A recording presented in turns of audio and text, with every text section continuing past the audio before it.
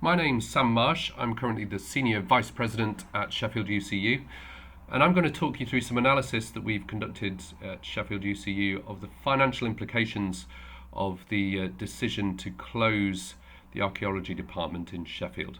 Now, that's going to involve talking through this spreadsheet here, which you can see on the screen. And you might be wondering where these numbers come from. Well, they come from a document that was prepared as part of a review process into the department. So you'll see some of the same numbers here. So this is from a document that is publicly available, released as part of a Freedom of Information request, and used as the basis for our analysis. But one of the important things, the reason I'm not just talking you through the table that you can see on the screen now from the document, is that there's information redacted for commercial interests. And interestingly, that concerns the impact on the university as a whole of the various decisions that could be taken for the archaeology department. Okay, now just as a reminder, the options that were presented as part of the review, there were three of them. One was investment. That involved funding 4 new posts for the department and keeping the department open. The second option, the nuclear option, was full closure. Close the department, teach out the students, and be done with it. And then the third option was painted as some kind of compromise position. It involved closing the department, but realigning some areas of strength elsewhere. And we might discuss later, if there's time, how much of a closure of the department that might turn out to be. But anyway, what I'm going to do is flip back to the spreadsheet and talk you through our analysis, and in particular, how we think we've recreated a figure that represents the impact on the university. Right, so back to the spreadsheet. That looked like this. Okay, now again, so we're going to talk through the 3 different options. In fact, I think we'll mainly focus on option 1, which was the department's preferred option of investment, and option 3, which was the one the UEB recommended to council. And in particular, we'll look at understanding what these tables mean, and then try and recreate these numbers for the impact on the university. So let's start with option 1 and discuss the table there. Now, what we have are columns for successive years, 3 of them in the past, 1 of them in the present, and then some in the future here. And we start off by the budget model for the department. Well, in fact, we start off by the actual surplus or deficit achieved by the department in the past, and those are the figures in red here. Red means a deficit, of course, but you'll notice that in the most recent year they got close to break even, and in fact for the forecasts of the coming years, the budget model has them making rather large surpluses as a department. Now that's interesting in itself. In some sense, it's saying that the university thinks the department will make a profit or a surplus in future years. However, the university in its review document did include a caveat to say, well, the growth assumed here may be optimistic, so we should take some money back off that. One way to interpret this would be to say that the targets being set for the department were perhaps unrealistically high, which I'm sure many of you in departments will recognise. So instead of allowing those large forecast surpluses as a baseline, what the people who created these figures did was to maintain income at the levels in 2019-20. And in doing so, they have to subtract from the growth anticipated in the department. So those are the figures that are in red here, quite large deductions from those initial surpluses. Then we move on to other adjustments that are needed, adding back growth in the PGT areas that have been identified as areas of strength, brings some money back in. Additional investment is part of this option, new posts in the department, which is recorded here. And then we also have some rows which represent the effects on shared costs for the department. So these are costs that sort of are paid to the central university to deal with space and requirements like that. And there's some related to the student numbers and some related to the staff numbers. Sorry, the first one was staff, the second one was students. Okay, now The public figures show what's called the revised net surplus or deficit for the department, which involves totaling the numbers directly above. You can see that easily in this column, less easily in this column unless you're very quick at mental arithmetic, but you can probably verify for yourself that that's what the figure there represents, and so on. Now, the information that was redacted concerned the impact on the university.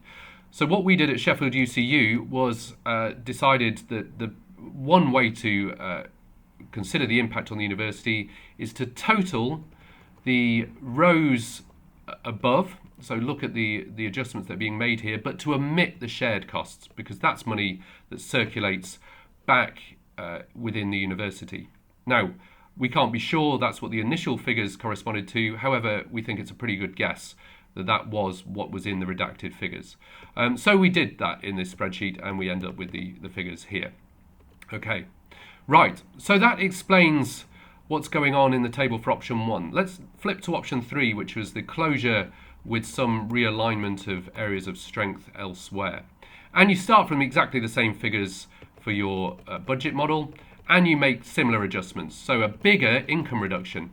And in fact, it's quite interesting to compare the income reduction. This is significantly bigger because you have significantly less students if you cut off all your undergraduate intake.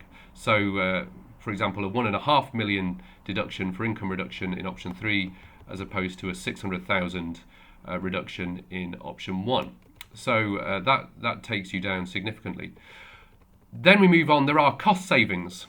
Why? Well, you're employing less staff in the future, so you have to pay less on salaries, etc. So there are significant cost savings. There may be other cost savings that are bundled in there as well.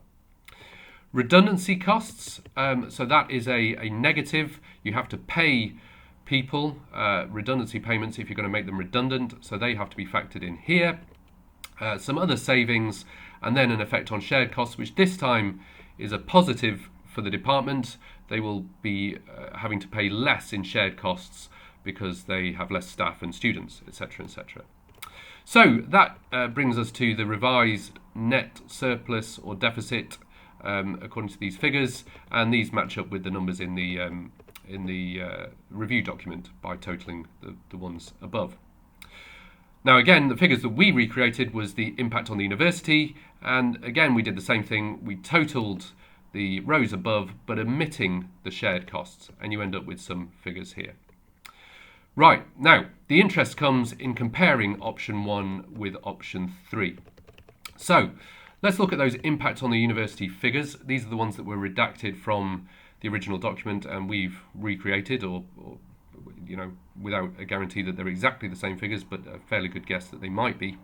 And what we find are, okay, in the coming academic year, you will be worse off choosing option 1 over option 3. So in other words, keeping the department open rather than closing. However, if you were to keep the department open, you would find yourself in a better financial position, and this is on a prudent basis, don't forget, a better financial position in each of the next 4 academic years by a considerable amount, $500,000 a year for the next 3 years, well, for the 3 years after the coming year, and then 200,000 or so in the year after that. Okay, now we could look at the cumulative effect of this. So if you total up that impact on the university, keep a running total if you like, you end up at, after 5 years, a £1.6 million better position if you were to choose option 1 over option 3. That's a significant amount of money over 5 years for the university. £1.6 million better off keeping the department open than closing and realigning it. And that might be of some surprise to some people, because one would assume that the main motivation for this decision was financial. But in fact, in financial terms, the university would be better off, according to their figures, to the tune of about £1.6 million after 5 years. Now, one thing that you might ask is, okay, but option 1 involved investment. There was an investment in extra staff, and we can total those investments over the 5 years that they'd be payable, and you'd find that over 5 years you'd be paying something like £1.7 million you'd be investing £1.7 million primarily in new staff. Okay. But the interesting thing is that the £1.6 million better position, if you keep the department open and invest rather than close and realign, includes an allowance for the extra outgo of 1.7 million. In other words, what we're saying is, or what we found is, you can invest your £1.7 million back into the department. You will get it back and be £1.6 million better off than if you never spent it. Okay, now that represents a 96% return on your investment.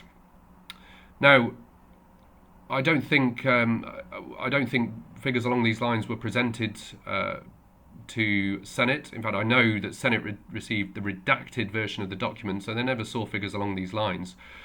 But there seems to be an implicit challenge here that the university is setting itself, which is saying that, so if it doesn't use the £1.7 million to invest in the Department of Archaeology to keep it open, then where can it use it better to get a better return? In other words, can it find some way to use that £1.7 million as investment over the next 5 years and get returns of 96% on it? In other words, can it double its money? I think that's a pretty tough challenge for the university to set itself. In other words, almost certainly the best way to use that £1.7 million is to invest in the department and reap those returns over 5 years. In other words, it's money well spent. So I hope that explains the analysis that we've conducted at Sheffield UCU on these figures. I would certainly encourage you to explore this spreadsheet, which you will find in the blog post that we've written, and also if you're watching this on YouTube, we will put it underneath the video. There's more to say on these numbers. I think it can be saved for another blog and another video, but you might want to have a look at the redundancy costs in option 3 and compare them with the redundancy costs in option 2. You will probably find that they're precisely 4/5 of the figures from full closure of the department, which itself is an interesting point and one which we may elaborate on further in future videos.